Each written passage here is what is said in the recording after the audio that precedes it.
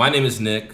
Welcome back to another episode of the Mostly Good Americans podcast. I'm here with my co-host, Graham, and today we have with us three very special guests, but we're going to focus on one. Hello, my name is Destroyev, the Matrix Runner, aka the Real Destroy Boy. It's weird because everybody watches podcasts now, so I have to be serious and present myself in a manner that's respectable. Now you hear that's a serious podcast now, guys. We're going very in depth today.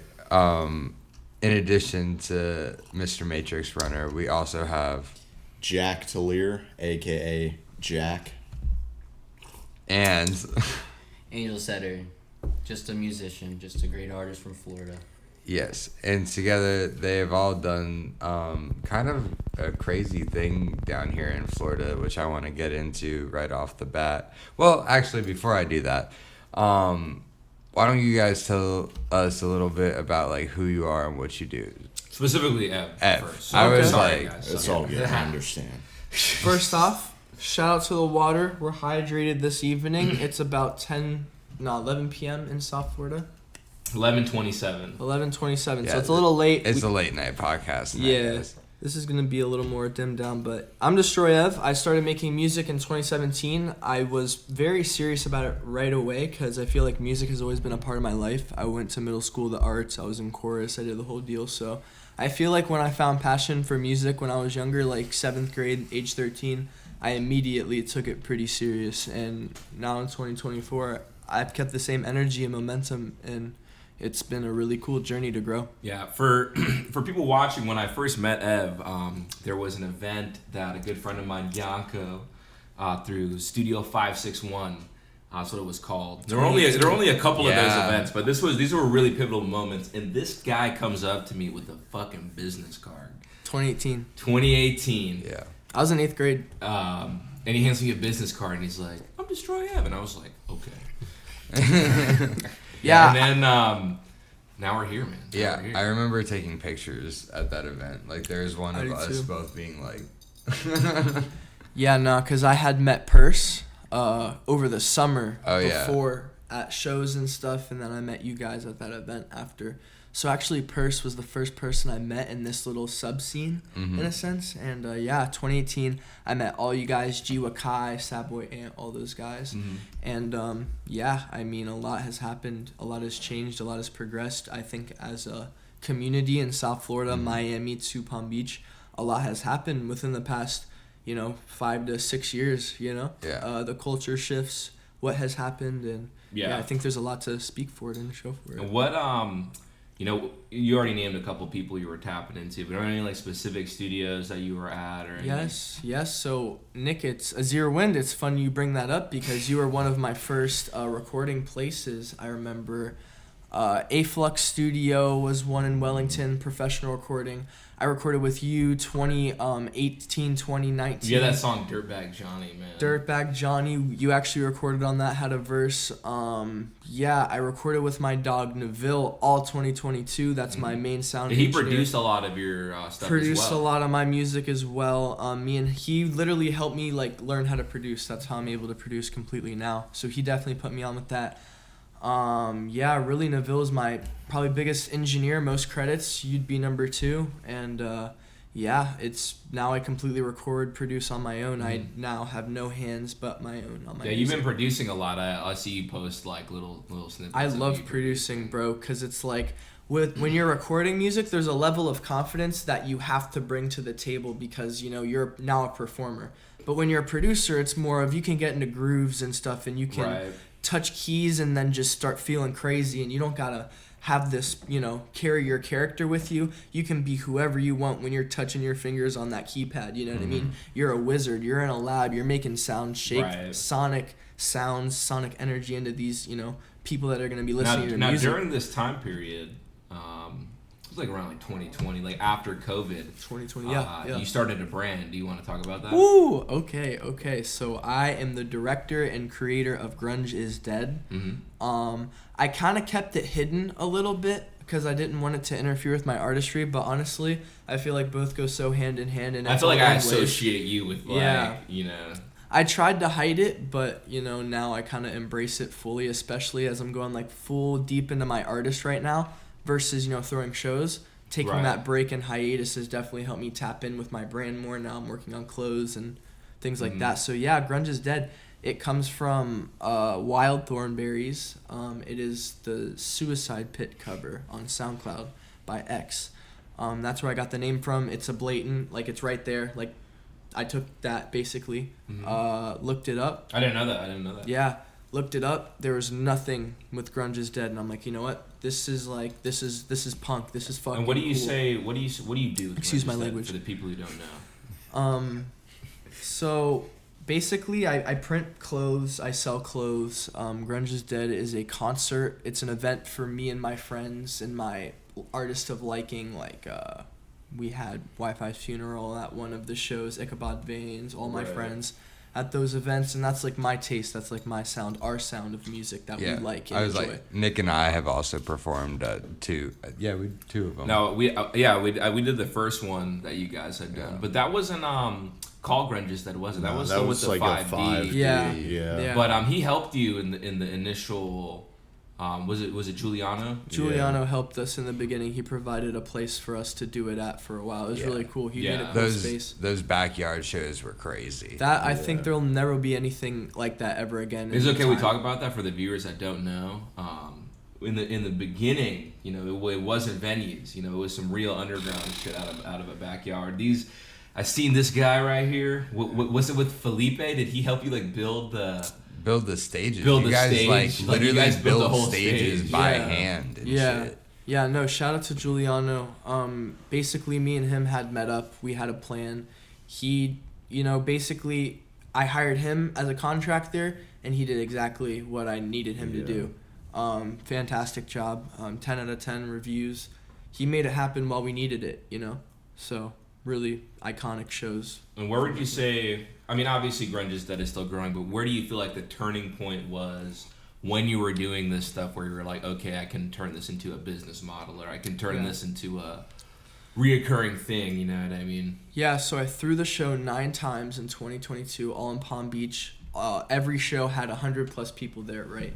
So that caused a lot of damage within the underground. That caused a lot of trickling effects, branding effects, all that stuff. I realized there's a business behind it, and I realized I knew more of a direction after doing all those shows of more of what I wanted to do. So I moved out this past year. That was a big thing, and it's really been a big point, me becoming as a man, and then also being able to do all the things that I want to do on top of that. So it's been a big growing point this past year. Really, you've been dropping a lot of music this past year. Dropping a lot of music too. That was more consistent than anything was my recording ability, because I'm working full time. I'm going to school and stuff. My recording ability is always here. So versus doing the shows or making the clothes or doing this, you know what I mean? It's more accessible to be recording music. So I did it all year. Right. Yeah, didn't stop. You have anything you want to ask? I want to kind of go back to when you were talking about the producing and that kind of stuff. You have 2 different monikers. There's Destroy Ev, who is the vocalist. Yes. And then there's also Matrix Runner, which is kind of your production side. Do you see a difference? Do the names and splitting the names between those 2 sides of your music mean something to you? Do you feel like they're 2 different personas? Oh my gosh, thank you for asking. Yes, so this is Destroy Ev is obviously the kid. That's me. That's Evan is Destroy Ev. That's me. That's the the avatar name I chose. But Matrix Runner, bro, you think about it in the perspective of technology, right? In the computers and how we are synced in with the world, right? We call it the Matrix. That's what it is, right? So Matrix Runner is what in my head is a high performance, very intuitive being that is able to sift through the ways of the life, and that's so when I'm thinking about Matrix Runner on the keyboard, on the on the DAW digital audio workspace, it's you're in the Matrix, you're creating it. So it's I'm Matrix running through my sound and my feelings, and it's it's this cyber, it's this whole world in your head. It's the way it connects and stuff. It's the consciousness. It's crazy. And go ahead. I'm sorry. It's interesting because Runner is like fast, and a lot of your music is like high BPM, Off like the chain. very, like, Yes, bro. You know, Yes. it embraces some of those like hardcore and like punk elements. And Yes. stuff. I did a lot of research before I started producing. I did a lot of research of the music that I grew up listening to and what elements that it took to make that. And I think that 100% translated over to the style of trap that I make in 2023, 2024. So. Right. Yeah, kind of going back a little bit before that, I want to know how you got clicked in with Jack and Angel Setter for the people that don't know. Because you did bring them here today. I was like, I don't want to like, leave these fine gentlemen out. They were pretty big parts of the Grunge is Dead movement, especially when the shows were going on. 100%. These guys have been around the whole entire time. And Jack here, I met him in elementary school. Yeah. Oh, that's a long time. I didn't even wow. know that. Yeah. So you've seen all the bullshit from Ev. Yeah. No. That's This guy is signing This is a good some. friend. He's signing some documents. Let's. Yeah, no. But yeah, I met Evan in kindergarten, and like, I have a terrible memory, but I vividly remember meeting him in kindergarten. Was he a badass? A little bit, yeah. I got in trouble a lot. Yeah, For sure. like probably more than anyone else, Mm-hmm. I'd say. But I remember meeting him in kindergarten. I wasn't friends with you until like 4th or 5th grade. 5th grade, because we were in the same class and we had Yeah. bonded over music because we would listen to music on the iPads in school. Yeah. Damn, see, back when I was a kid, niggas used to have fucking MP3 players. We were the first class to get iPads, I think. That's Yeah, crazy. but the one thing. technology. The How old are you? technology How old are wave. you Bro, guys? the How old are you technology. guys? I'm 20. I'm 20. Yeah. Man, bro, we're about to be 24. We're 23 right now, but just in Yeah. 3-4 years, I mean, like, there's a big jump. We had computers in school, but we didn't have like, I don't remember getting personal laptops. Not even. That's what I'm saying. until, I was the like, 8th or 9th grade. iPads in 4th grade is crazy. Yeah, bro, that's nuts. Well, we got them in like 5th grade, I think. Okay. Yeah, which isn't 4th, 5th really a grade is difference. still, like- yeah. Elementary It's like school. a kid shouldn't be on an iPad in 5th So where do grade. you come into the mix, Angel? Seven? I met Evan in 6th grade. 6th grade, yes, bro. I literally started all the music with him, like right next to me on the bus. Can we like, talk about what school you went to? You want to keep that private? Bach Middle School of the Arts. It was the Right, best. there's experience. a lot of people out of the scene who went to Bach. Bro, I love Bach. yeah. That was the best experience of my entire life. Like, bro, people talk about peaking in high school. Bro, I think my life peaked in like 7th grade.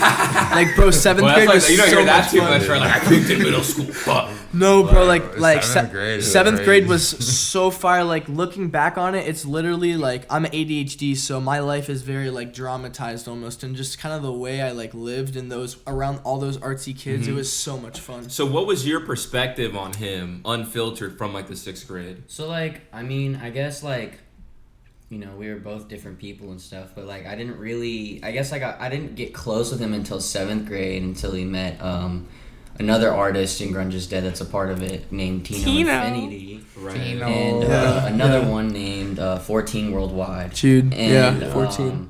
Basically, you know, this is around the era that, like, X and Pump and Smoke Perp The 2017 wave. you know, Trippie Redd and all those artists and Cardi, like, were really starting to gain traction and stuff like that. So The it was last like, wave. you know, like, I was making music and stuff in middle school, but not on the, like, magnitude that this dude was. And, like, you know, he really, like, I mean, I remember songs like Today and Yes, Beggars bro. Only and, like, I was trying to blow up, bro. My initial thought with music is I'm gonna blow up right that bleep now. Like, bro, I'm going up. Like, And that was the initial thought. So I was going. honestly, in a way, I mean, I didn't start until freshman year with this stuff, because, like, I had my own stuff going on, you know, with, like, a school that I went to up north and stuff like that, but that didn't really work out for me, and I really saw the vision with Evan, where this shit was gonna go, and I just, like, I left that school, and obviously I had my own stuff going on, but I came home, and I really dove into it, and he was writing this album called Insular at the time, and this is like You this recorded is like- all of that. The this whole is thing. like the end of 2018, 2019, Yeah. and then he introduced me to Nick, and then this is where I came in That's and all that actually crazy. stuff, and like so that's where I fit in with that. You Right. know what I mean? Like, I see. So This is actually kind of cool for me because I don't know some of this. This is when I was like in Orlando. yeah. So.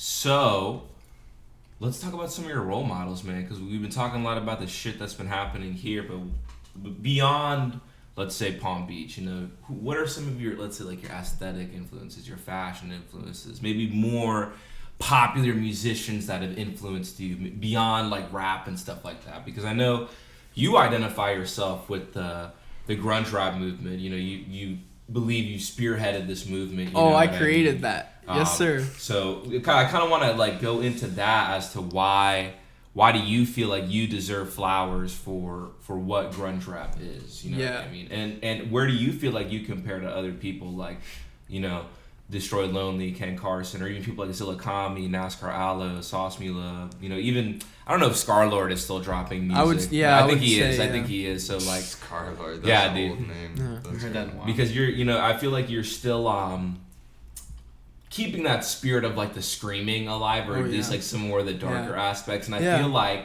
and this is just like the outside perspective that I believe that people have, that music isn't like really like, you know what I mean? Like it's just loud like bullshit, you know what I mean? So what are some of your role models, and why do you feel like you've taken it to the next level? Yeah, bro. So I'm going to keep it real simple. Rage Against the Machine, Scrim from Suicide Boys, X, and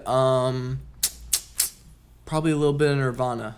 Okay. Yeah, for sure. That's definitely like Scrim from Suicide Boys, FTP, and all that fashion. Aesthetically, that's kind of where I come in. Right. And grunge rap. So what was therefore called metal rap, trap metal, or scream rap? Suicide Boys, X, Scarlord, Zillakami, all those guys. I feel like I'm forgetting a couple of other big names too. Sure, but you get what I'm saying. That was labeled as a trap metal, right? And people just were like, oh, cool, that's what that is. I think everybody could agree upon, hey, this is that. So my idea and my thing was X in 2017 around the Members Only Volume 3 time.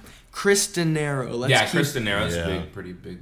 His production in 2017 for Wi-Fi and everything. Bro, like Loyalty Runs Deep in the Long Run, bro. Those beat selections, I feel like then kind of jumped into that more lazy flow rap on a hard beat you can mosh to. You look at shit like even like Playboy Cardi, like even Pierre stuff, Maxo Cream and like Fetty on. Yeah. I can't go in, I ain't ready. Yeah, like that lazy flow on a beat you can mosh to. I feel like that 2017 era, that's really like a grunge rap of what that would be, right? Like looking back on it Looking back on it, and I think when I was going to start doing shows back in 2020, going into 2021 and then 2022, I was thinking, okay, so how am I going to make the Florida part of it stand out that I can take the benefits from? Grunge rap. Godlike Geo is always going to be my biggest example. Shouts out to the man. Crazy live show. Like, dude, he's one of the best performers that came out of Florida. Yeah, I was like, I hit every time. It's like, it's a like whole Geo. other I don't mosh energy. anymore, but I mosh for Geo, bro. Dude, I started moshing to Geo. Like, I was 13, bro. Like, no cap. Shout out Godlike Geo. I had him at a whole bunch of grunges. You can ask about it. Yeah, like, I think he, in the retrospect of grunge rap and post-X, right? Let's say grunge rap. I would say Zillakami's right in there. Godlike Geo is... You listen to some 2020 Godlike Geo, and you can hear exactly what I'm talking about. You know what I mean? He has songs like Outside, Bleach, all that stuff, dude. That's grunge rap. So putting it into my perspective, right? Tino explained it this way. Grunge rap. I'm taking the 2017 sound, and I'm taking it through the Matrix, and it's coming out the end of 2023. He's like, you're going to Matrixify it. So... whenever you hear the Matrix Runner or the harder sounds and influences in my music, that is post 2017 Florida grungy rap stuff, and I'm making it my own, and I'm stamping it down, labeling it grunge is dead. This is awesome. We're gonna come back in the second segment and delve deeper into the mind of Destroy Ev, ask a couple of questions. So I'll see you guys in the second segment. All right. Mostly good Americans. We're back. Back at it. We were talking about how Ev is the creator of grunge rap. I'm already fucking up. Grunge rap. I'll get my flowers later on, but this is the confirmation. They'll go back to it, you know what I mean? Yeah, talking about some of your role models and stuff like that. So what do you feel like you've done? What kind of music? Shout out to Ichabod. Ichabod Baines, yeah. Shout out to Icky. Yeah, bro. So, yeah, bro. Going back to what I've done for the culture sonically. So I was making a more hardcore rap style early on too. Like this wasn't some switch up. I started with this. You know what I mean? This was like my starting point. Right. Especially going off of like all Florida and all that, you know, Florida wave. I think starting out like around the Cryptic Corruption projects, even a little bit before that, songs like Red World or whatever. Mm-hmm. I really like dove into a headspace with it. I took it very serious, and it was scream, it was rap, it was kind of the whole variation. The whole shaboing boing. And when I performed Matrix Runner at Art Basel in front of like 700 people or something like that, the place turned to a riot. It was chaos, bro. Like I was just watching my footage of that 24 hours ago. That song Matrix Runner I did, it's literally a song. It all comes from a song. Right. And the whole place went crazy. I was screaming, kick in the pit, kick in the pit. And for some reason, people lost their minds. So I was like, bro, I got to do something with this. Hotel Avernia post-project off of that sound. I'm still evolving, still trying to make it, you know, perfect. And Grungerap is the next project amongst that sound. That's what it's called. I'm going to keep it very to the point, very clear. I'm going to drop it this year. It'll be before or after the show, which I don't have any details yet. It'll be before or after the show, right around that buzz time when things go down. It'll fortify my feet in the water of this grunge rap. Right. So I know we want to promote the new stuff, but can we talk about Hotel Avernia? Because let's do it, man. I love that project. I have it tattooed on my body. Yeah, I gotta say, like, there are not many projects that come out from like this area or that have come out since like that. Like when we left off, we were talking some bullshit about Hotel Avernia. We had to replace the SD card, but we're back now. We're back. But as I was saying, you know, there's not too many projects that I feel like come out of this area in the past couple of years that are as conceptually like sound as this one was. Like you had a very clear vision of what you were trying to portray and sonically like came up with something that I think is really unique. Thank you. Do you want to kind of talk about Hotel Avernia, like the actual place and kind of how that inspired like the music that came around that title?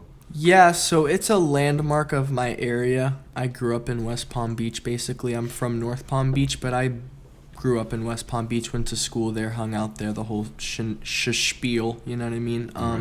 Hotel Avernia was always there. I would just pass by it, and it always like stuck out like a sore thumb. And I feel like that speaks a lot of volume in terms of capitalism and modern society. So that's kind of like how I feel in a sense in my music. And I feel like Hotel is the perfect vessel to latch onto. Latch. Interesting words. But it's a self-produced project, bro. Me, Clenham, and Ozone got together. I did not know how to fully produce on my own yet, so we all got together and we made it happen. Shout out to Ozone, Neville, my guy, my brother for life. He really helped the vision come to life. Clenham, my brother, he met me in 2018. He found me through one of my songs. I think it was 561 Misfits or whatever back in the day. But he found me. We linked up like on the internet. He's from the UK. He's awesome. Linked up on the internet, and we've been boys ever since. I was like, yo, bro, I need help with a project I don't know how to produce. He said, I got you. And I felt like choosing him as a producer was great because he knew my sound, and he knew how to improve it and progress it. So really, Hotel Avernia was 3 people just from scratch, just literally throwing it together. So what you get is a completely organically, consistently sounding, aesthetically driven project that creatively had a lot of mind behind it. Yeah. It really was, like, it told us a really cool story. Like, for people who don't know, Hotel Avernia kind of has, like, a spooky history. Died in the building! But there's a lot of themes in there of, like, having, like, a haunting or, like, you know, some kind of possession and, like, this yeah, I do think somebody died. There's, like, mental patients resorting there. There's, like, people cooking crack in there. Like, you know, I hope... now. I hope they don't... Well, I mean, allegedly. like Hotel was a cheap hotel in West Palm Beach, so people doing bad things would use it for the night while they were here cheap. It's under the radar. Yeah, a lot of weird energy.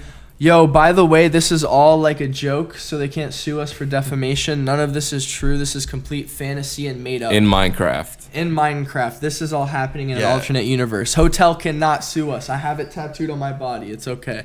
Anyway, yes, very haunting, very spooky, and I feel like that was, my musical inspiration going into the album was Rage Against the Machine. I was listening a lot of Rage during the time making the project.